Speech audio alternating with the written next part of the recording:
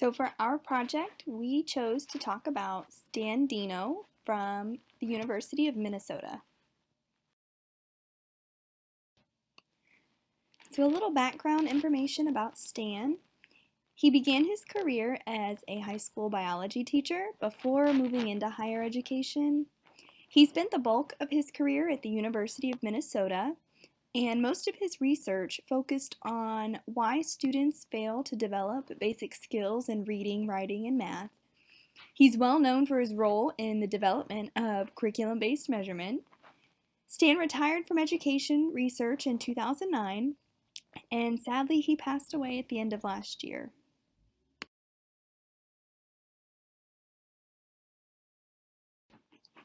Stan had a mostly idiographic approach to his research.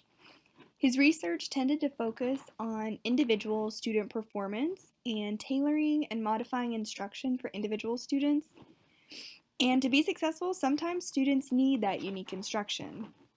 However, he went on to talk about the general approach to intervention, which starts with the idea of locating indicators that are common across individuals. So in his interview, he gave an example of using the data from oral reading fluency measures to make generalizations across groups of students or teachers based on their scores. So that being said, it seems like he had some nomothetic tendencies in his views. During his research, Stan hardened his belief in the unpredictable nature of interventions. Oftentimes, research will find students moving in opposite directions, even though a common and proven method has been applied. So you may have a teacher implementing an intervention with two students, and one student is very responsive and makes great gains, while the other student makes minimal, if any, progress. Stan said it is for this reason that it is absolutely essential that teachers collect data at the student level. He also went on to discuss a study he conducted, which was having a group of teachers implement an intervention. The teachers found not only differences in results between the teachers, but also between students within the same classroom. And he said this caused the teachers who started very confident that these interventions would be effective to become cautious about using these same interventions.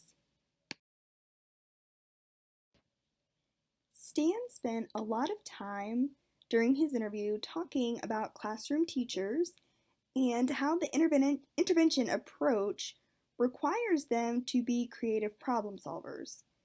And for them to do so and be successful, they can't be set on any one intervention. They need to be open-minded about the possibility that their strategy may not work, and they need to be thinking about secondary options. Stan also spoke about the importance of training teachers to be reactive and how to accurately analyze data and make decisions.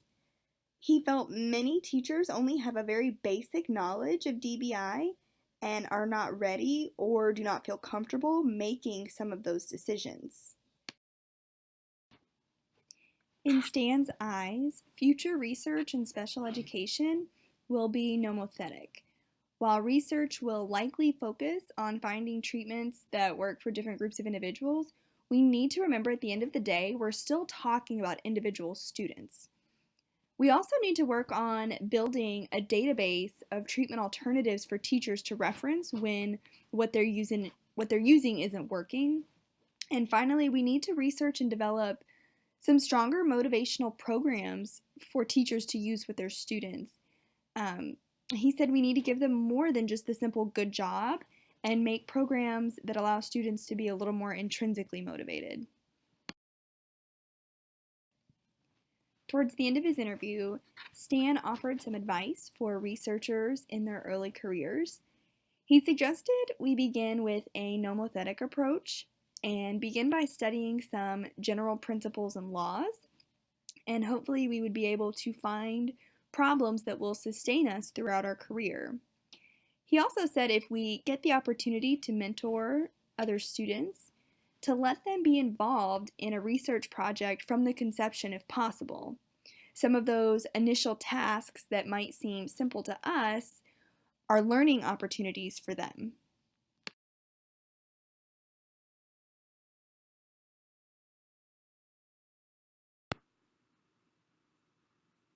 Mike Coyne from the University of Connecticut is more of the nomothetic perspective. Thinks that we should still individualize or tailor interventions for individual students, but that we should base that individualization off of existing interventions that are designed to benefit a larger group, because many students do have similar profiles. So it makes sense to have a standardized protocol or standardized set of interventions that you can then individualize, tailor down, and that it will be more effective if we have a broader approach and to scale it down than to start from scratch and create new interventions for each individual student.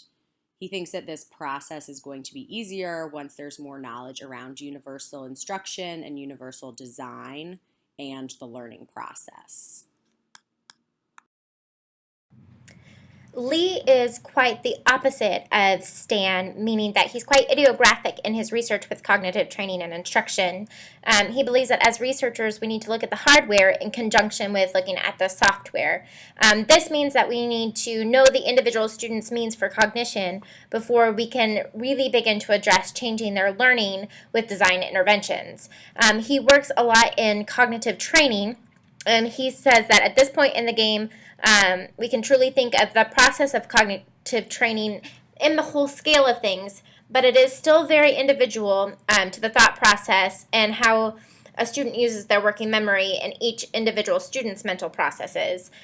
However, Lee opens the door for discussion in future research and hopefully creating a meaningful pathway to explore moving ideographic principles of cognition and cognitive training into a more nomothetic approach of embedding these concepts into everyday teaching practice. And he opens it up by asking the questions of how can we embed cognitive activities into academic domains so that instruction of the whole class takes on some of the characteristics of individualized cognitive training.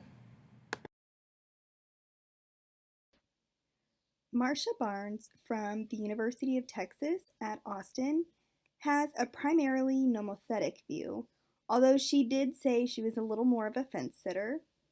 While Stan was more ideographic with nomothetic tendencies, Marcia is more nomothetic with some ideographic tendencies. Marcia stated that we tend to think of learning and performance as being the same thing and drawing on the same resources, but that we can't always be sure of that.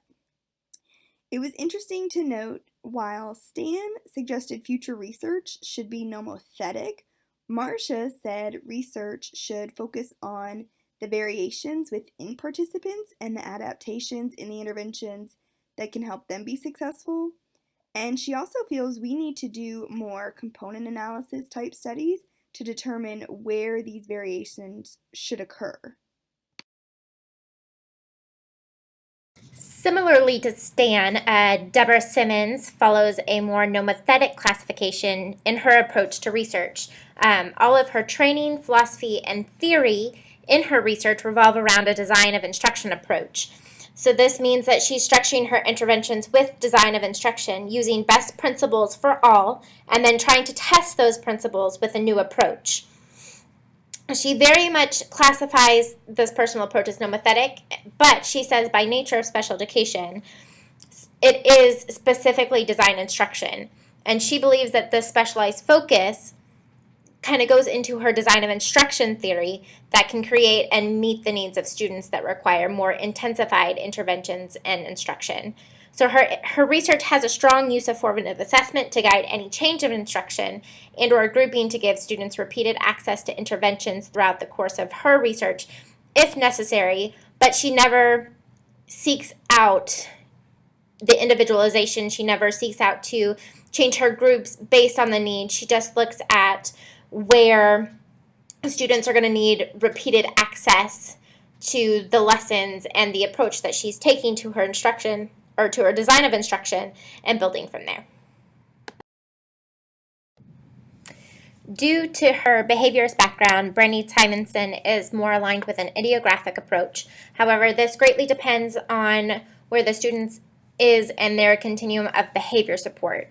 She talks about a more nomothetic view for Tier 2 students with behavioral needs, as really with those students, we want a quick and efficient intervention that's going to serve a targeted group of students. And even at this stage, while you're wanting to meet individual needs of these students, there may be less of a cause for concern about being extremely precise and prescriptive for each individual in this group.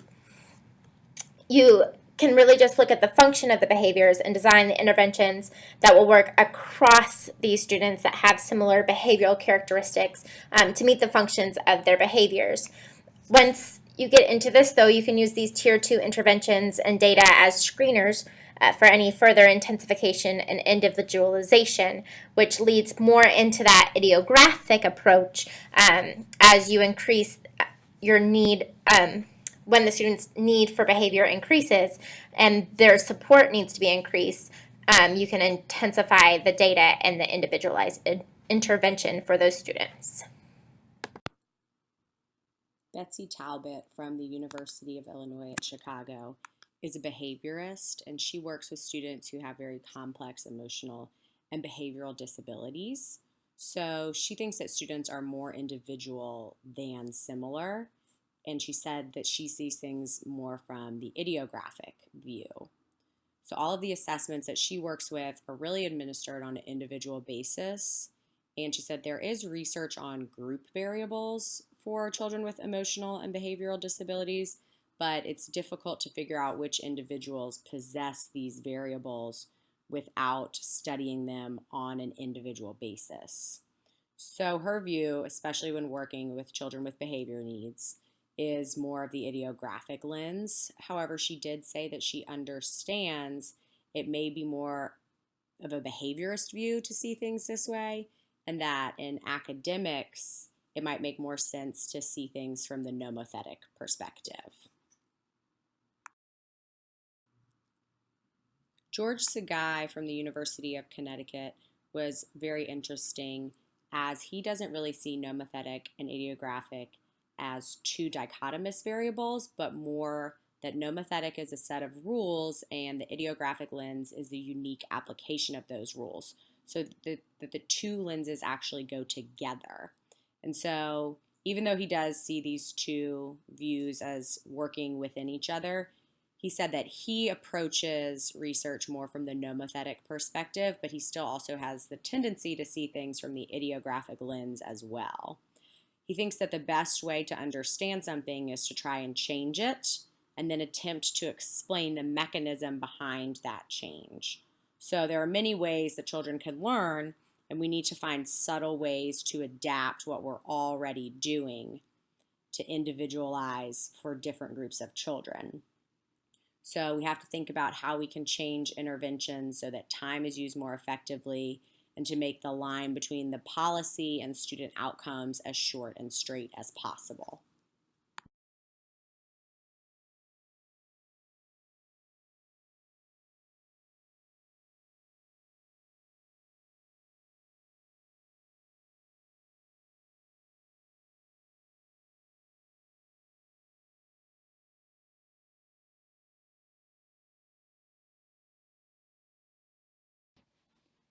Like Stan, I believe my views are a fusion of nomothetic and idiographic ideas. My research interests include variations in instruction, intensity, and dosage for large groups of students. And then, based off these results, I like to look for modifications that can be made that would help the intervention benefit individual students. So I feel like my research thought process begins with a more nomothetic view in looking at data and strategies in a more generalized manner. And then I use what I learn here to develop more individualized strategies and modifications, which is more idiographic. I definitely agree that a more nomothetic view helps us as researchers begin to hone into interventions that help us to build a foundation for good teaching practice in the classroom before having to pull in to the data that we have for those individual students or group of students that are not meeting the benchmarks and or standards that they may need more prescriptively designed instruction to meet their needs. I feel as though I'm more of a hybrid of nomothetic and ideographic. However, find myself leaning a bit more towards the ideographic side of things than the nomothetic. I have a more behaviorist background, so I tend to layer the behavior piece on top of the academic. So where I see myself headed in the behavioral and academic instructional design area is that I need to have a foundation of the general principles that meet the needs of all before I can really begin to look at a more prescriptive and individualized set of interventions when non-responders begin to arise in the experimental group of a larger study. As a researcher, I tend to agree with more of a nomothetic view as well when thinking about interventions, especially focused in academics. Specifically, right now, I'm thinking about reading because that's what I'm working on.